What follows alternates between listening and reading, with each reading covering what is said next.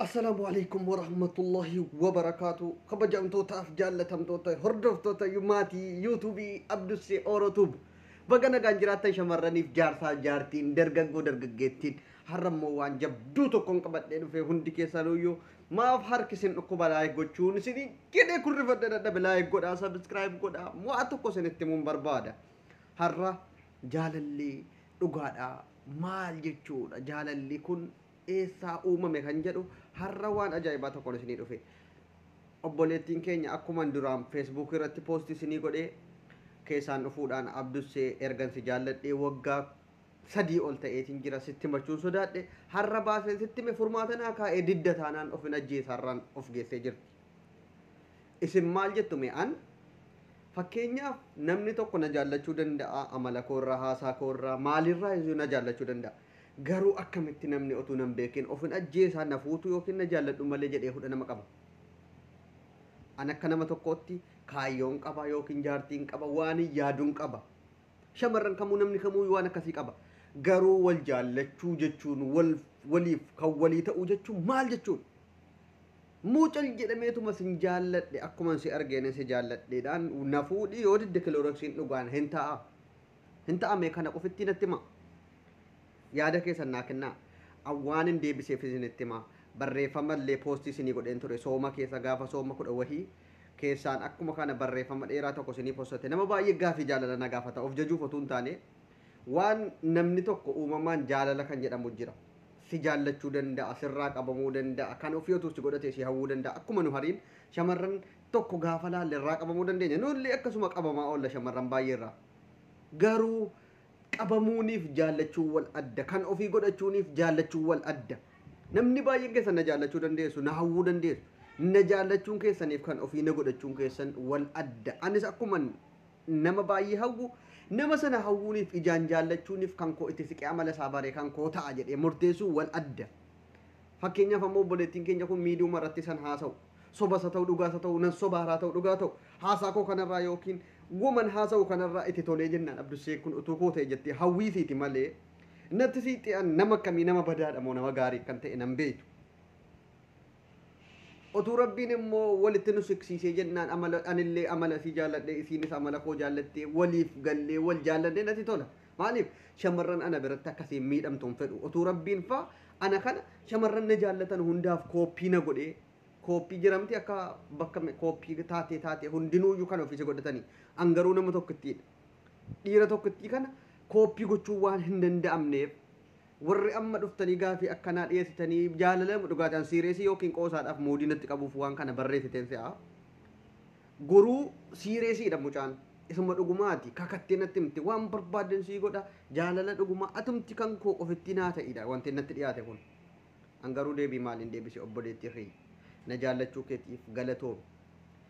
namni uumamumatti jaalalaaf uumame jibbaarra wal jaallachuu wayya ati natti siixee nan beeytu amala badaadhamoo nama gaariidhamoo nama miidhumoo nama miine jedhee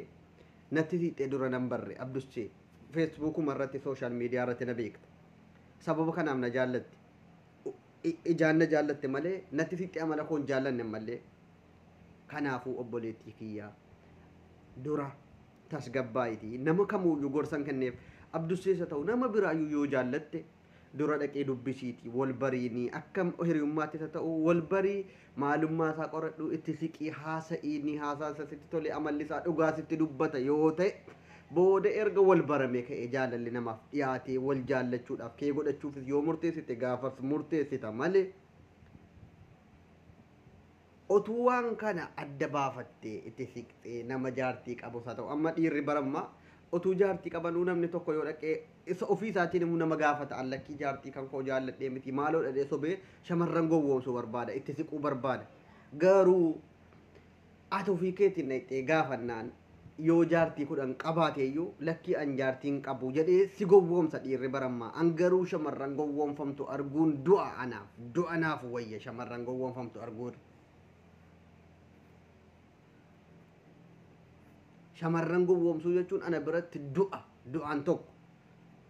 shamarran gowwoomfamtuun qabdu maaliif rabbiin miskiina godhee isii uume nama jaalalaa godhee isii uume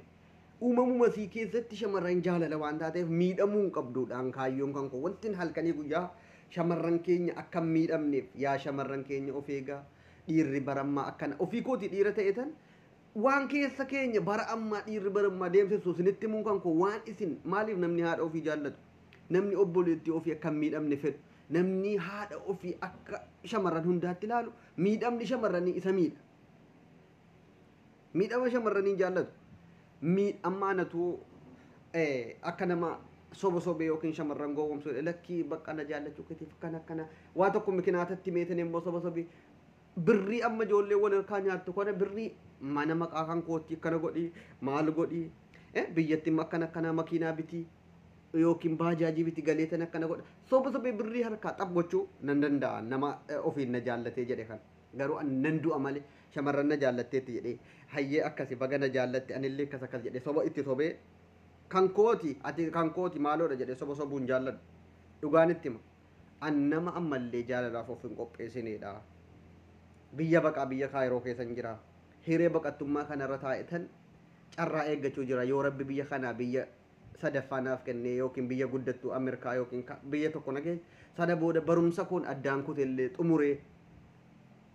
biyya kootiif waan guddaa hojjechuu nama hawwuudhaan mallee sammuu daa'imummaa kanaan fuudhee ilmoo dhalchee jireenya intiniidhaan of cinquudhaaf hawwiin qabu yoommoo hanga sitti sin eeggadha jaalalaan si wajjin tura hanga rabbi asii si baasutti hanga kaayyoon kan kee galma si ga'e jettutti jaalalaa wajjiniin tura naan jettate qophiin ammaaf garuu fuudhanii isa wal jaallatanii maal jedhanii bultii jaarratanii ilmoo dhalchanii maal jedhan an qophii miti eenyu nun hubachuu haa qabu shamarran kamuu gaafa abdu seedisi anammaaf nama fuudhee ilmoo dhalchee jireenya kana irratti yaanu jireenya baqattummaa keessatti sammuu ofii of dhiphisee waan duraa yaadaaru biyyattii kana akkamiin godha jedhee yaadu kan galmaan gahuu dhiise kaayyoo kan koo daa'imummaa isaatti ofirraa caccabsuu barbaadu miti yoo danda'ame erga rabbiin biyya baqattummaa kana keessaa na baase kaayyoon ganamaan qabu barumsa koo addaan kute kana galmaan gahee jaalallis gaafas mi'a sababa kanaaf isin hariinuu kaayyoo qabdan qabdu waan kana irratti du'aa inaaf godhaa ofii keessaniis waan kana irratti jabaadhaan isiniin jedha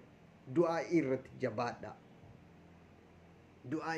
kaayyoo qabdanu sana galmaan gahattanii fuudhattis jaalalattis hin jabaattu shamarran biyya arabaa mamaatii gargaaruu biyyaa baatanii utuu waggaan gahin gaafii jaalalaatiif maal godhattanii piroofaayilii keewwattanii boosan kun